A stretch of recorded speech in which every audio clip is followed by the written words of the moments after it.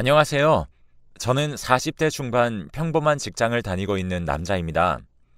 저는 학창 시절 남녀공학을 다녔고 남몰래 좋아하던 여학생이 있었어요. 그 여자애는 사교성이 좋아 항상 주변의 여하구들 말고도 남하구도 많았던 흔히 말하는 학교 퀸카라고나 할까요? 그런 학생이었죠.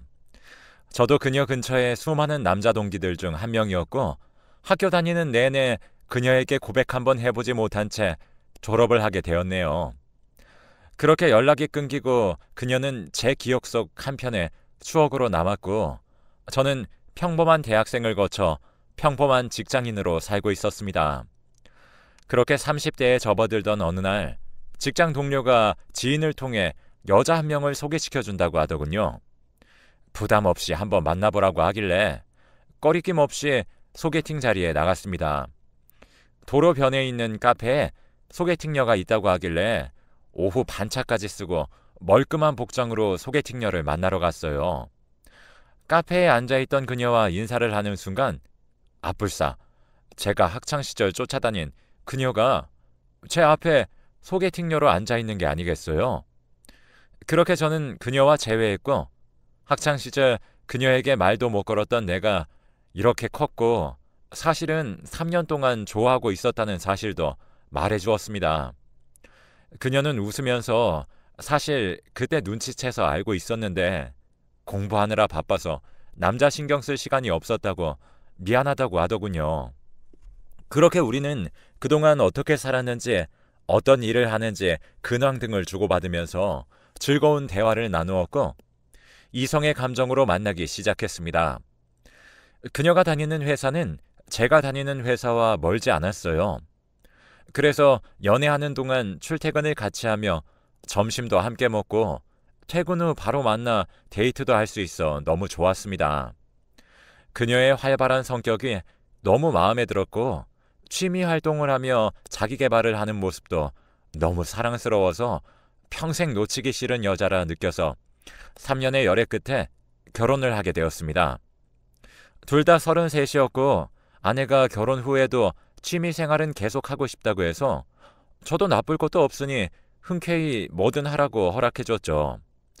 오히려 취미 없이 집에서만 있는 여자는 질색이었거든요. 어쨌든 학창시절 제가 좋아했던 여자와 결혼을 해서 함께 살고 있는 것만으로도 매우 행복했습니다. 아내의 취미는 신혼 초반에는 대형 마트 안에 있는 문화센터에서 스포츠 댄스를 시작으로 댄스에 꽂혀 몇 년을 배우더군요. 아이 낳고 키우면서도 꾸준히 취미 활동하며 본인만의 시간을 갖는 것이 좋아 보였습니다. 시간이 흘러 40대로 넘어가면서 문화센터 스케줄에 스포츠 댄스가 사라지면서 아내는 동네에 있는 스포츠 댄스 학원을 등록하더라고요. 저는 아내가 아이를 키우며 워킹맘으로 생활하기가 쉽지 않다는 걸 알기 때문에 아내가 사회생활과 육아의 스트레스를 받는 것을 댄스로 푼다면 좋다고 생각했어요. 그렇게 댄스 학원 등록하는 것도 별다른 터치를 하지 않았죠. 그런데 제가 간과한 것이 있었습니다. 바로 댄스 학원에는 남자 회원이 존재한다는 것이었죠. 안 그래도 아내는 학창 시절 때도 사교성이 좋아서 여자 남자 할 것 없이 친구들이 많았는데 나이 들어서 취미 활동을 해서 똑같이 되더군요. 심지어 나중에는 모르는 동작을 물어본답시고 밤늦게 영상통화를 하며 그 남자에게 알려주는 모습을 보고 남편인 저는 그 상황을 이해하기 힘들었어요. 그래서 제가 참다 아내에게 얘기했어요. 여지껏 취미생활 열심히 하는 거 보기 좋았는데 댄스 오래 하지 않았어? 스트레스 푸는 건 좋은데 당신은 유부녀고 다른 남자들이랑 서스름 없이 지내지 마. 그러다 바람 나는 거 아니야? 라고 했더니 아내는 절대 그럴 일 없어. 그냥 회원일 뿐이야. 내가 좀 더 배운 횟수가 많아서 모르는 거 알려주는 것 뿐이고 절대 사적인 연락은 안 하니까 걱정 마 여보. 내가 걱정 안 끼칠게. 라고 하더군요. 저는 나중에 바람으로 오해할 수 있는 상황이 올 수도 있으니까 앞으로는 저녁 늦게 연락하는 거 자제해. 라고 노파심에 아내에게 얘기했습니다. 아내는 적극적으로 알겠다고 했고 웬만하면 사적인 연락은 안 하도록 주의하겠다며 좋게 합의를 봤고요. 그 일은 그렇게 넘어갔습니다. 그 이후로 아내는 퇴근 후 댄스 학원을 다녀도 개인적인 모임 같은 것에는 참석하지 않으며 아이에게 더 신경을 많이 쓰고 집에 일찍 오려고 하는 등의 모습을 보였습니다. 제가 걱정하는 게 뭔지 정확히 파악하고 가정에 충실하게 행동을 해주니 아내에게 고마웠고 저도 더 잘해주게 되더라고요. 그렇게 6개월이 지난 시점에 어느 날 와이프가 저에게 세차를 부탁했어요. 자기가 자주 가는 스팀 세차장에 예약을 해놓았으니 차를 맡겨만 주고 오라고 해서 저는 마음속으로 내가 대신 깨끗하게 세차를 해주어야겠다 싶어서 알겠다고 하고 와이프 차를 몰고 집 근처 셀프 세차장으로 갔습니다. 물론 전문적인 분들 손을 거치면 깨끗하고 좋겠지만 그동안 저를 위해 그 좋아하던 취미 생활을 잠시 뒷전으로 하고 가정에 충실한 모습을 지켜봤지 않습니까? 그래서 제가 더 신경 써서 세차를 해주고 싶었거든요. 그렇게 셀프 세차장에서 세차를 하고 있는데 자꾸 차 안 어디서 진동이 울리는 겁니다. 처음에는 제가 잘못 들은 줄 알고 청소를 하는데 계속 휴대폰 진동 소리 같은 것이 차 안에서 울리길래 차에 뭔 일이 있나 싶어 소리의 원인을 찾기 시작했습니다. 진동이 울릴 때마다 듣고 위치를 파악했더니 운전석 뒷주머니에서 스마트폰 하나가 나오는 겁니다. 평소에 아내는 회사 팀원들과 미팅을 나가는 것이 잦았기 때문에 회사 팀원들 중 한 명의 휴대폰인가 싶었죠. 그런데 배경 화면을 보니 제 아내의 모습이 담긴 사진인 겁니다. 순간적으로 아내가 휴대폰을 바꾼 건가? 싶었지만 제 손에 쥐고 있던 휴대폰 메시지에 미리 보기를 본 순간 심장이 쿵쾅거리며 손이 떨려오기 시작했죠. 메시지가 여러 개 있었는데 전부 다 다른 이름이었고 제가 본 메시지 몇 개의 내용은 남편 출장 언제 가는지, 전화가 언제 가능한지, 아이 유치원 가는 시간에 잠깐 만나자 등 각기 다른 남성의 이름으로 저장된 문자가 여러 개 와 있었고 잠금 설정을 해놓지 않았던 휴대폰이기에 사진첩과 이미 읽고 답장을 하지 않은 문자들 위주로 볼 수 있었습니다. 차마 제 눈으로 보기 힘든 내용도 있었어요. 아내의 비밀을 본의 아니게 알게 되었고 몰래 휴대폰을 본 것은 잘못이지만 그래도 그때 제가 알아냈던 사실은 그동안 아내는 가정생활에 충실했던 지난 몇 개월 동안 틈틈이 취미 활동으로 알게 된 남자들과 연락을 하며 지냈으며 저에게 거짓으로 야근한다 말하고 몇몇 남자들과는 부적절한 관계를 맺은 것 같았습니다. 물론 그 남자들도 유부남인 것 같았고 그 휴대폰에서 제가 확인한 남자만 5명이었어요. 그 당시 충격으로 세차는 도무지 할 수 없어서 멍한 상태로 몇 시간 동안 그 차 안에서 있었던 것 같아요. 그동안 내 앞에서 가정에 충실하고 행복한 모습의 와이프와 메시지 속 와이프의 모습이 너무도 달라서 잠시 혼란스러운 마음을 진정시키기까지 시간이 꽤 오래 걸렸죠. 그리고 상황 파악도 해야 했고요. 제 속은 깜깜해졌습니다. 때마침 와이프한테 전화가 와서 스팀 세차장에 안 가고 도대체 차 가지고 어딜 간 거냐는 소리에 바람 피는 거 내가 알았다고 소리 지르며 얘기할 수도 없는 노릇이고 그 상황에 맞게 침착하게 대처를 해야 했기에 내가 세차해주고 싶어서 여기 셀프 세차장에 와 있다고 금방 간다고 얘기한 후 그 휴대폰 안에 있던 모든 남자들의 번호를 제 휴대폰에 저장했습니다. 그리고 사진첩으로 가서 그들과 찍은 사진들도 다시 제 폰으로 찍어놨죠. 혹시 몰라 메시지 내용까지 부분적으로 찍어놨습니다. 그리고 모든 것을 제자리에 놓고 세차까지 마친 후 와이프에게 차를 돌려주었고 겉모습만 평화로운 날들이 계속되었습니다. 아내는 전과 다름없이 제 앞에서 다정한 척을 했고 그 모습이 너무 소름 끼쳤던 제가 아무렇지 않은 표정으로 한마디 물어봤어요. 당신 요새 댄스 학원인가 그거 안 다닌 지 꽤 된 것 같은데 다시 가고 싶지 않아? 라고 하니 요새 나이 들어서 집, 회사 왔다 갔다 하는 것도 힘들어. 회사 곧 그만둘 거라서 그만두면 천천히 다시 다닐까도 생각 중이야. 라고 얘기하더군요. 그때 제 아이가 초등학교에 들어가야 했고 제가 일을 더 하면 되니 아내에게 아이 교육에 신경 좀 써달라는 부분도 있었죠. 예전에 아내에게 워킹맘이 힘들면 회사를 그만두어줘 좋다고 한 적이 있었거든요. 아내는 내심 신경 쓰인 건지 흔쾌히 직장을 그만두고 주부를 자청한 상태였습니다. 그런데 문득 생각해보니 활동하기 좋아하는 아내가 흔쾌히 일을 그만두겠다고 한 것이 아내의 다른 휴대폰을 본 후 모든 게 다 의심스러운 겁니다. 아내의 다른 폰을 제가 매일 볼 수는 없었기 때문에 아내가 출근하고 아이도 등원했을 때 집에 CCTV를 몰래 설치하기로 했어요. 티 안 나게 설치하느라 애먹었지만 침실과 거실 그리고 부엌까지 카메라가 안 보이게끔 설치했고 제 휴대폰에는 영상을 볼 수 있는 어플을 깔았습니다. 그리고 그날 오후 늦게 지방으로 출장을 가라는 지시가 떨어져 아내에게 출장 때문에 밤늦게 집으로 돌아올 것 같다며 언지를 주고는 저는 떠났습니다. 그리고 저는 빌었어요. 제발 아내가 집에 남자를 데려오는 일이 없도록 해달라고 말이죠. 그때 세차장에서 아내의 그 메시지를 보고도 저는 믿기 싫었습니다. 제 눈으로 직접 보는 상황이 와야만 아내에게 왜 바람을 피운 건지 따질 수 있었죠.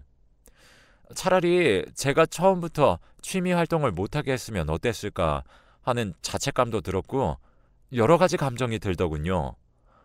보통 남편들이 바람을 피우면 그 아내들이 저와 같은 마음이었겠죠. 그렇게 그날 저는 밤늦게까지 출장 일을 하다 집으로 돌아왔을 때 아내와 아이는 먼저 잠이 들어있던 상태였고 저는 화장실에서 씻는 척을 하며 집안의 영상을 확인하기 시작했습니다. 떨리는 손으로 휴대폰 화면을 터치하며 정말 아내가 집에서까지 외도를 했다면 어떻게 해야 할까 하는 생각을 수백 번은 한 것 같아요. 저는 영상을 확인했고 영상에서 아내는 아이를 저녁에 유치원에서 픽업하기 전까지 어떤 남자와 함께 있었음을 증명하는 장면이 나오고야 말았습니다. 제 눈에 눈물이 앞을 가렸고 배신감에 치가 떨렸습니다. 저는 제 아내를 전적으로 믿었고 아들과 저 세 가족 더할 나위 없이 화목한 가정이었는데 갑자기 웬 날벼락을 정수리에 관통한 기분이랄까요? 그녀와 연애하고 결혼하며 살았던 모든 날들이 다 물거품이 되니까 정말 미치고 한장할 노릇이었죠. 저는 그때 아내와 이혼을 결심했고요. 아들은 제가 데려와야겠다 마음먹었고 다음날 제가 가진 증거들로 아내와 일단 대화를 해보기로 했습니다. 저도 저 나름대로 최면을 걸며 감정적으로 해결하지 않도록 했던 것 같아요. 왜냐하면 우리 아들에게 안 좋은 모습을 보이면 안 되지 않습니까? 아내는 꼴도 보기 싫었고 그 남자놈은 죽여버리고 싶었어도 우리 아들 하나 생각하며 침착해야 한다 했었네요. 모든 일은 아이가 없을 때 끝나야 했습니다. 그 다음날 아침에 와이프에게 오늘 오후에 반차 한 번만 쓰라고 집에서 할 말이 있다고 전했고 와이프는 갑자기 웬 반차를 내라고 하냐며 의아해했지만 알겠다고 하고 오후에 우리는 집에서 만나기로 했습니다. 그리고 그날 오후 제가 먼저 집으로 돌아와 아내를 기다리는 동안 착잡한 마음으로 증거 정리를 했습니다. 제가 생각하기에 증거는 충분했고 그때 아내가 집으로 들어왔습니다. 멍하니 영상이 찍힌 휴대폰을 보고 있는 제게 다가오더니 아내가 갑자기 다리에 힘이 풀린 것 마냥 주저앉더라고요. 제가 충분히 화를 내야 하는 상황인데 이상하게도 화가 나질 않았어요. 너무 충격을 받아서 그런 건진 모르겠지만 침착하게 아내에게 이 남자가 누군지 바람은 언제부터 피운 건지 물어봤습니다. 그런데 아내는 설명보단 영상의 출처를 먼저 알고 싶어 하더군요. 당신 미쳤어? 이거 사생활 침해야. 지금 이걸 보고 내가 미안하다고 할 것 같아? 당신 내가 고소할 거야. 지금 나 몰래 감히 촬영을 해? 너 범죄자야. 알아? 라고 하는 겁니다. 자기가 한 짓에 대한 반성은 전혀 없고 오히려 저보고 범죄자 취급을 하니까 참을 수 없더라고요. 우리 아들 준이 때문에 참는 거라고 빨리 묻는 말에나 대답하라고 했죠.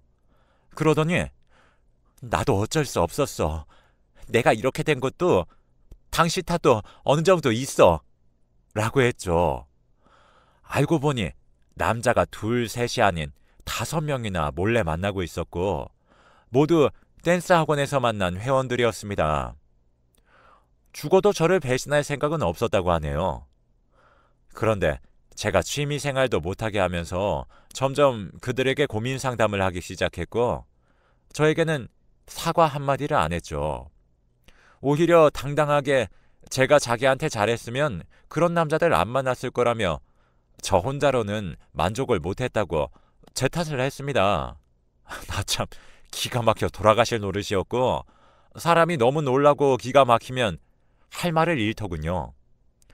그 이야기를 다 들은 저는 얼마나 숨막히고 힘들었을까요? 라디오나 인터넷 사연을 보면 상상 초월 막장 드라마 같은 글들이 판을 치더니 바로 제가 그 막장 드라마 같은 일들을 겪고 있던 것입니다. 듣고도 믿기가 힘들었고 내 아내가 바람핀 적 없다고 거짓말을 했길 바랬습니다만 자기 입으로 술술 다 말하고 그 길로 저는 아내라고도 부르기 역겨운 그 여자에게 당장 이혼하자고 했습니다. 애는 제가 데려간다고 통보했지만 또 아이는 포기하기 싫었던지 자기 배 아파 낳았다고 양육권을 달라고 하는 겁니다. 엄마 밑에서 뭘 보고 자라겠느냐고 널 옛날에 쫓아다닌 내가 등신이라고 아이 안 낳은 셈 치고 살라고 매몰차게 거절했습니다. 자꾸 아이 갖고 걸고 넘어지면 나는 온 세상의 증거 다 까발릴 거라고 소리치며 이혼 소송하기 전에 조용히 합의 이혼으로 마무리 지어줄 테니 너가 살고 싶은 인생 살아라 했지요. 합의 이혼으로 마무리 지으려고 했던 것은 그래도 우리 아들의 엄마니까 제가 해줄 수 있는 최소한의 배려였습니다. 유책 배우자라 할 말이 없던 아내에게 내가 이유 설명하기 전에 네가 네 입으로 장인어른 장모님한테 이혼하는 이유를 말하고 당장 짐 싸서 내 집에서 나가라고 했죠. 이혼 합의서는 물론 장인어른 댁으로 보낼 생각이었고 아내는 울면서 집을 나갔습니다. 그리고 하원한 아들에게는 엄마가 방학이라 잠시 할머니 집으로 갔다고 설명을 했으며 차차 엄마 아빠의 헤어짐에 대해 이해시켜야 했습니다. 그 후 알게 된 사실은 장인어른과 장모님께 연락이 올 줄 알았는데 본인들 딸의 잘못은 알고 있는지 연락 한 통도 오질 않더군요. 제 부모님께는 이혼하는 자세한 이유를 설명드리지 않았고 그냥 살다 보니 서로 안 맞았던 부분이 너무 많아 이혼한다고만 전했습니다. 이유까지 자세하게 설명하면 분명 충격받고 쓰러지실 것이 뻔하기에 좋게 설명하는 제 자신이 한심해 보였지만 어쩔 수 없었어요. 저도 부모 입장이라 알 것 같았거든요. 그렇게 아내와 저는 법적으로 이혼을 하였고 이혼을 했으니 소식도 끊고 살았습니다. 그 일이 있고 얼마 뒤 아이는 초등학생이 되었네요. 초등학생이 되면서 저는 아이에게 엄마는 아빠에게 큰 잘못을 해서 이제 아빠랑 단둘이 살게 되었다는 식으로 엄마 아빠의 이혼 이야기를 해주었고 아이가 아직 어려서 엄마를 많이 보고 싶어 할 때라 제 마음이 너무 아팠습니다. 주변에도 물어보니 아이가 아직 어리니 아무리 전 부인이 밉고 보기 싫어도 아이가 엄마를 보고 싶어 할 때마다 보여줘야 한다고 하더군요. 그때부터 깊이 고민이 되었어요. 고민 끝에는 장모님께 연락을 하는 수밖에 없었고 아이가 엄마를 보고 싶어 해서 전 부인을 한번 만나야 할 것 같다고 말했습니다. 장모님께서도 내심 손자가 보고 싶으셨던 건지 주말에 한번 오지 않겠냐고 묻더군요. 아이와 함께 가기로 했고 엄마와 만나는 날짜를 하루씩 세가며 잠들던 아이의 모습. 지금도 그 모습이 잊혀지지 않네요. 시간이 지나고 주말이 되었을 때 저는 아들과 함께 장모님 댁으로 갔습니다. 아내의 얼굴을 다시 본다고 생각하니 저로서는 끔찍하고 피하고 싶었지만 오로지 아이에게 엄마를 보여주기 위한 그 이유 하나로 온 거라 눈 딱 감고 만나기로 했죠. 아이가 오는 기척을 들었는지 장모님께서 양말만 신으신 채로 문 밖으로 마중을 나오셨고 곧장 아이를 데리고 들어갔습니다. 저도 따라 들어가면서 아이가 엄마를 부르며 전부인에게 달려가는 모습이 보였고 전보다 수척해진 그 여자를 보았죠. 아이를 껴안을 때 눈물을 많이 흘리더군요.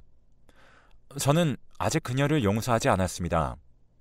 제 상처가 아물기에 충분한 시간이 지나지도 않은 상태에서 아이 때문에 봐야 하는 것이 껄끄러웠지만 이혼을 했어도 그 여자가 내 아들의 엄마라는 것과 내가 아빠라는 것은 불변의 법칙 같은 것 아니겠습니까? 아이가 아직 초등학생이고 엄마가 필요한 시기이기 때문에 한두 달에 한 번이나 아이가 엄마를 보고 싶어 할 때마다 볼 수 있도록 아빠의 역할을 좀 더 열심히 해야 할 것 같더라고요. 전 결혼을 실패했지만 제 옆에 남은 아들을 위해 부끄럽지 않은 삶을 살아갈 겁니다. 이런 기막힌 사연도 있지만 어떻게든 잘 산다는 것을 느끼게 해드리고 싶어서 써본 글입니다. 모든 아빠들 화이팅입니다. 그리고 행복하세요.